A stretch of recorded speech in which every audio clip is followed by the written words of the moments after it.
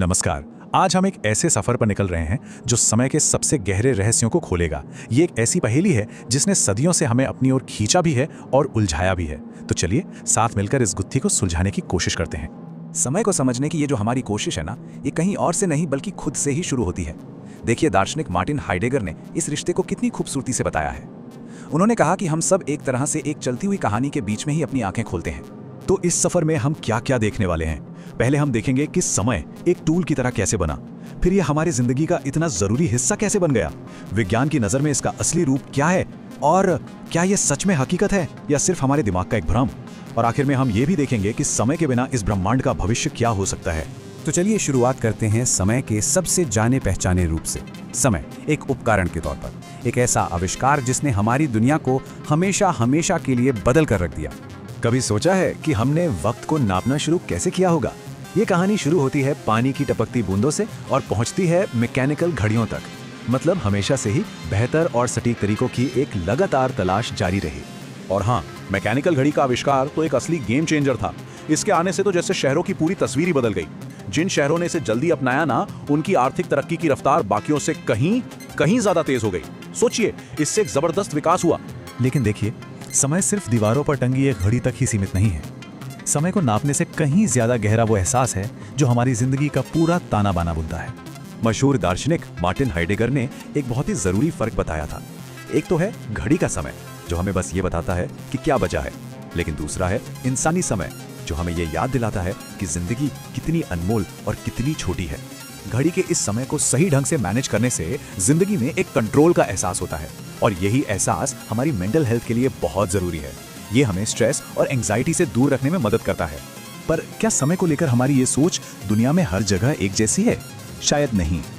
और यही सवाल हमें भाषा और हमारी सोच के बीच के गहरे रिश्ते तक ले जाता है। अमेज़न की अमोंडावा जनजाति को ही देखिए। उनकी भाषा में समय के लिए कोई शब्द ही नहीं है। यह हमें दिखाता है कि हमारी भाषा हमारी हकीकत को किस तरह से आकार देती है। मतलब समय की हमारी इस सख्त बनावट के बिना भी जिंदगी पूरी तरह से नॉर्मल हो सकती है। ठीक है, तो हमने समय को एक उपकरण और एक एहसास के रूप में देखा। अब चलिए विज्ञान की दुनिया में चलते हैं और इसकी असली प्रकृति को समझने की कोशिश करते हैं। क्या किसी ने कभी सोचा है कि आइंस्टीन की थ्योरी ऑफ रिलेटिविटी का हमारे समय की समझ पर क्या असर पड़ा? असल में आइंस्टीन ने बताया कि स्पेस यानी जगह और टाइम यानी समय, ये दो अलग अलग चीजें नहीं हैं। ये एक ही 4 डायमेंशनल चादर के हिस्से हैं जिसे स्पेस टाइम कहते हैं। इसका मतलब ये हुआ कि समय सबके लिए एक जैसा नहीं बहता। इसे ऐसे समझिए, आप स्पेस टाइम में जितनी तेजी से सफर करेंगे, आपके लिए समय उतना ही धीमा हो जाएगा। तो समय अब कोई बहती हुई नदी नहीं, बल्कि एक बहुत ही पर्सनल एक्सपीरियंस है। रिलेटिविटी का एक और भी हैरान कर देने वाला नतीजा है कि इस ब्रह्मांड में कोई एक यूनिवर्सल अभी या प्रेजेंट है ही नहीं। जो मेरे लिए अभी है, हो सकता है वो किसी और के लिए गुजर चुका हो या शायद आने वाला हो। चलिए एक उदाहरण लेते हैं। मान लीजिए एक चलती ट्रेन के दोनों सिरों पर एक ही वक्त पर बिजली गिरती है। अगर कोई प्लेटफॉर्म पर खड़ा है तो उसे ये दोनों घटनाएं एक साथ होती हुई दिखेंगी। लेकिन उसी ट्रेन के ठीक बीच में बैठे किसी इंसान के लिए कहानी बिल्कुल अलग हो जाती है। ट्रेन में बैठे उस व्यक्ति को आगे वाली बिजली पहले गिरती हुई दिखेगी, क्योंकि ट्रेन उस रोशनी की तरफ बढ़ रही है। और कमाल की बात यह है कि प्लेटफॉर्म पर खड़ा व्यक्ति और ट्रेन में बैठा व्यक्ति दोनों ही अपनी अपनी जगह पर बिल्कुल सही हैं। अच्छा, अगर कोई एक अभी है ही नहीं, तो ये हमें एक बहुत ही गहरे सवाल पर ले आता है। क्या समय का ये जो बीतना है, ये पूरा एहसास सिर्फ एक भ्रम है? इस सवाल पर सोच मोटे तौर पर 2 हिस्सों में बटी है। ए सिद्धांत मानने वालों के लिए समय एक बहती नदी जैसा है जिसमें बस अभी का पल ही सच है। वहीं बी सिद्धांत को मानने वाले कहते हैं कि समय एक जमी हुई झील की तरह है, जिसमें अतीत, वर्तमान और भविष्य सब एक साथ मौजूद हैं और सब उतने ही असली। एक भौतिक विज्ञानी हैं जूलियन बार्बर, जो इस आइडिया को और भी आगे ले जाते हैं। उनकी प्लेटोनिया की जो अवधारणा है, उसे ऐसे सोचिए जैसे हर मुमकिन पल की एक विशाल लाइब्रेरी हो, जहां हर पल की एक स्थिर तस्वीर हमेशा के लिए मौजूद है। तो सवाल ये है कि अगर समय बहता नहीं है, तो हमें ये चलता हुआ क्यों महसूस होता है?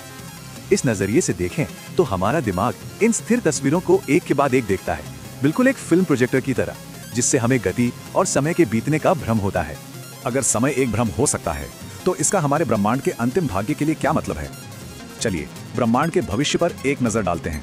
ब्रह्मांड के अंत के लिए क्लासिक नजरिया है हीट डेथ या ऊष्मा मृत्यु का। मतलब एक ठंडा, खाली और स्थिर अंत, जहां हर तरफ सिर्फ खामोशी होगी और कुछ भी नहीं बदलेगा। यहाँ एंट्रोपी यानी अव्यवस्था अपने चरम पर पहुंच जाएगी। लेकिन क्या यह ब्रह्मांड का एकमात्र संभावित अंत है? कई भौतिक विज्ञानी अब ऐसा नहीं मानते। उन्हें लगता है कि शायद कहानी यहीं खत्म न हो। देखिए, ब्रह्मांड का लगातार तेज रफ्तार से फैलना पूरी कहानी को बदल देता है। इसे ऐसे सोचिए कि जैसे जैसे ब्रह्मांड का कैनवस फैलता है, नई चीजों के बनने और कॉम्प्लेक्सिटी के लिए और भी ज्यादा जगह बनती जाती है। शायद ये कभी भी उस अंतिम संतुलन तक पहुंच ही ना पाए जहां सब कुछ थम जाए। तो आखिरी सवाल ये है, क्या समय एक ऐसी नदी है जो हमें गुमनामी के अंधेरे में ले जा रही है, या फिर ये एक विशाल हमेशा फैलता हुआ कैनवस है जिस पर ब्रह्मांड अपनी अनंत कहानी लिख रहा है? शायद अंत कोई ठहराव नहीं, बल्कि एक अनंत संभावना है।